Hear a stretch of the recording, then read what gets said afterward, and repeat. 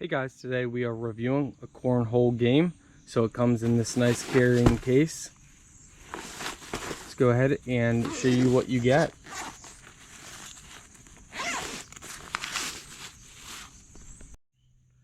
So comes like this, and for this, check that out. It's spring loaded to open up.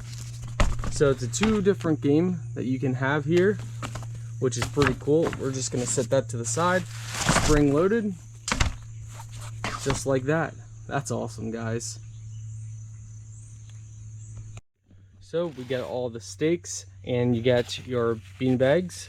So the stakes are to use with the actual cornhole game. So let's go ahead and stake them in. So you got two options. You can have it like this.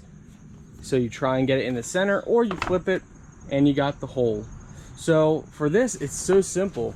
All you do is you take the rings here and put them around the Velcro like you guys see, and just like that. And if you want it to be in place, then you just go ahead and use the little loops that they have with your stakes to stake it down. That way when a beanbag hits it, it stays in place. Two different types of games.